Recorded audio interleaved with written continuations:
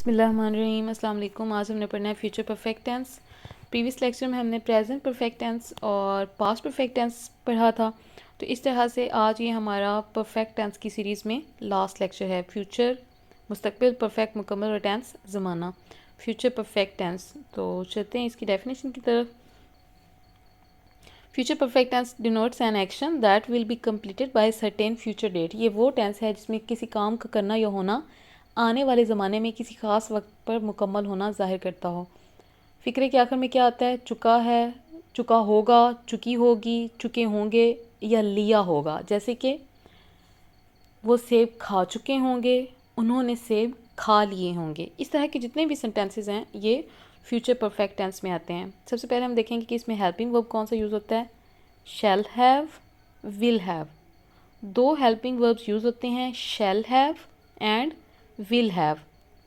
पीछे भी हम लोगों ने देखा है कि फ्यूचर में हमेशा शैल और विल का यूज़ किया जाता है और हम ये बहुत दफ़ा डिस्कस कर चुके हैं कि शैल को आप कहाँ पे यूज़ करेंगे। जब कोई सेंटेंस आई या वी से स्टार्ट होगा तो वहाँ पे आपने शैल हैव यूज़ करना है।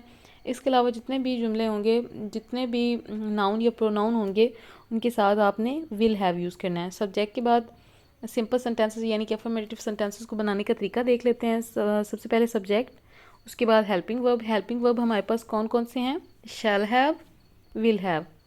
शैल हैव को आपने जस्ट वी और आई के साथ यूज़ करना है। सब्जेक्ट, उसके बाद हेल्पिंग वर्ब, वर्ब की थर्ड फॉर्म और लास्ट में ऑब्जेक्ट। जितने भी परफेक्ट के हमने टेंसेस पढ़े हैं उन सब में हमने देखा कि हम वर्ब की थर्ड फॉर्म यूज़ करते हैं। I shall have eaten an apple. मैं सेब खा चुका होगा या मैंने सेब खा लिया होगा। You will have eaten an apple. तुम सेब खा चुके होंगे या तुमने सेब खा लिया होगा। सिंपल सेंटेंसेस इसके देख लेते हैं। अली विल हैव, अब यहाँ पे देखें अली से सेंटेंस स्टार्ट हुआ तो उसके साथ क्या यूज़ करेंगे? Will have. डन वर्ब की थर्ड फॉर्म है। Ali will have done his work. Ali अपना काम कर चुका होगा। चिल्ड्रन विल हैव स्लेप्ट, बच्चे सो गए होंगे। चिल्ड्रन के साथ भी हमने क्या यूज़ करना है? Will have. स्लीप की थर्ड फॉर्म क्या आएगी? Slept. Children will have slept, बच्चे सो चुके होंगे। आई के साथ क्या यूज़ करेंगे? I shall have finished my work. मैं अपना काम मुकम्मल कर चुका हूँगा।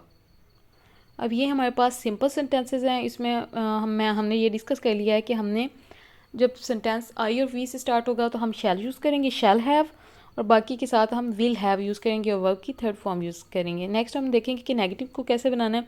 नेगेटिव के लिए आपके पास है, सबसे पहले आपने याद रखना है कि शैल हैव नॉट नहीं लगाना, बल्कि शैल और हैव के दरमियान में नॉट लगाना है। विल और हैव के दरमियान में नॉट लगाना है। अब आपको पता है कि शैल कहाँ पे यूज़ करना है और विल कहाँ पे। जस्ट आई और वी के साथ शैल यूज़ करना है और शैल और हैव के दरमियान नॉट लगाएंगे तो सिंपल सेंटेंस नेगेटिव में चेंज हो जाएगा। We shall not have eaten an Apple.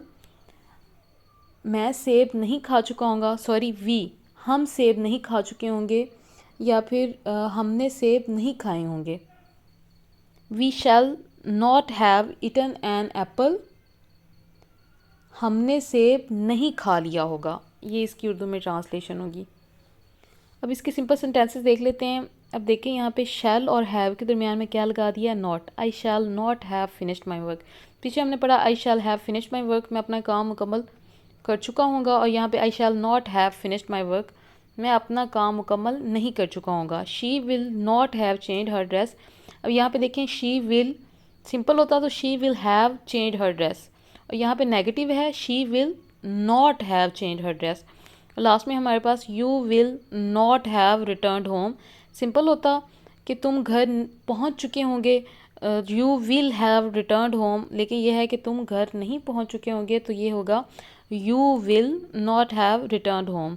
आई के साथ हमने शैल यूज़ किया और शी के साथ विल और यू के साथ भी विल, और हैव और विल या शैल और हैव के दरमियान में हमने नॉट यूज़ किया, तो हमारा सिंपल सेंटेंस इंटरोगेटिव में कन्वर्ट हो गया। अब इंटरोगेटिव को देखें। यहाँ पे भी आपने ऐसे करना है कि जस्ट शैल को सेंटेंस के स्टार्ट में लेके आएंगे। शैल हैव कंप्लीटली नहीं लेके आना, जस्ट शैल को आप सेंटेंस के स्टार्ट में लिखेंगे, उसके फ़ौरन बाद सब्जेक्ट आ जाएगा और सब्जेक्ट के बाद आपने हैव लगाना है। शैल आई हैव अब देखिए आपको पता है कि सिंपल सेंटेंस में हम शैल और हैव को इकट्ठा लिखते हैं, बट यहाँ पे क्या होता, बिकॉज हम यहाँ पे इंटरोगेटिव बना रहे हैं तो शैल को सेंटेंस के स्टार्ट में ले आएंगे, उसके फ़ौरन बाद आप सब्जेक्ट लिखेंगे shall I have eaten an apple. बाकी सेंटेंस में कोई चेंज नहीं आएगा, वर्ब की थर्ड फॉर्म यूज़ होगी, ऑब्जेक्ट को सेंटेंस के लास्ट में ही लिखा जाएगा और लास्ट में क्वेश्चन मार्क लगाएंगे। Shall I have eaten an apple, क्या मैं सेब खा चुका हूँगा, क्या मैंने सेब खा लिया होगा। विल यू हैव ईटन, क्या तुम खा चुके होगे। इसके सेंटेंसेस देख लेते हैं। विल चिल्ड्रन हैव स्लेप्ट, क्या बच्चे सो चुके होंगे। अब यहाँ पे देखें चिल्ड्रन विल हैव स्लेप्ट, बच्चे सो चुके होंगे, लेकिन जब आपने इसको इंटरोगेटिव करना है तो जस्ट आपने विल या शैल को सेंटेंस के स्टार्ट में लिखना है, उसके फ़ौरन बाद सब्जेक्ट लगाएंगे। सब्जेक्ट हमारे पास क्या है, चिल्ड्रन।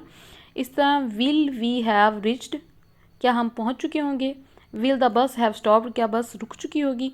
विल को सेंटेंस के स्टार्ट में लिखा, उसके बाद हमने फ़ौरन सब्जेक्ट लगाया। सब्जेक्ट हमारे पास क्या है, बस, और उसके बाद हमने हैव और लास्ट में स्टॉप्ड। विल द बस हैव स्टॉप्ड, क्या बस रुक चुकी होगी।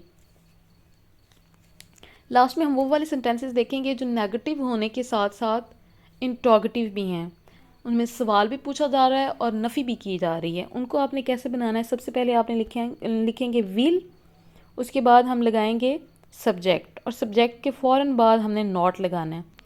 Will he not have eaten an apple, not have, not have.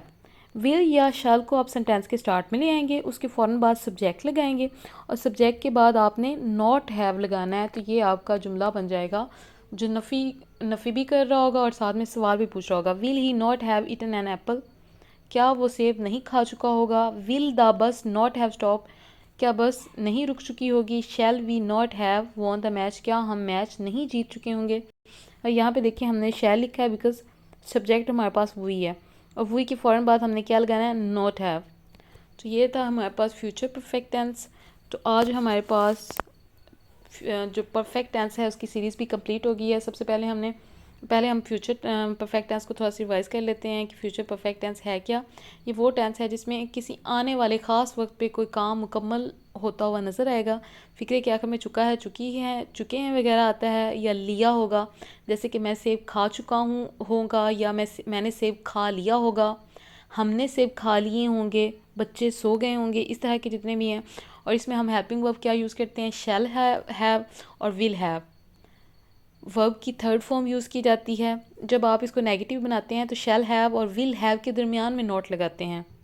Shall have not नहीं लिखते बल्कि शैल और हैव के दरमियान में नॉट लगा देते हैं। शैल not have, will not have.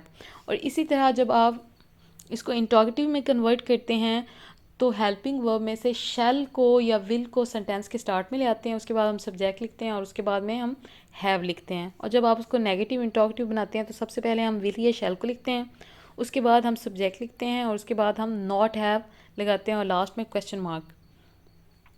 इस तरह से हमारे ये फ्यूचर परफेक्ट टेंस कंप्लीट हो गया। प्रेजेंट परफेक्ट टेंस में हमने देखा कि हम कौन सी हेल्पिंग वर्ब यूज़ करते हैं, हैज़, हैव, और पास्ट में हमने देखा कि हम वहाँ पे हैड यूज़ करते हैं, और फ्यूचर में हमने देखा कि यहाँ पे हम शैल हैव और विल हैव यूज़ करते हैं। यही तीनों सेंटेंसेस में मेन डिफरेंस है।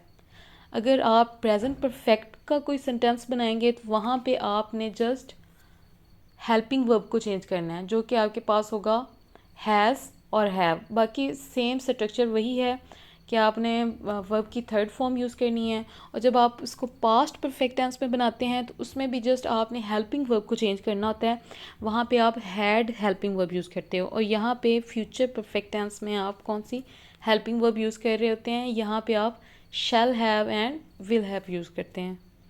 होप सो आपको लेक्चर की समझ आई होगी। अगर वीडियो पसंद आई है तो इसे लाइक करें, शेयर करें, हमारे चैनल को सब्सक्राइब करें।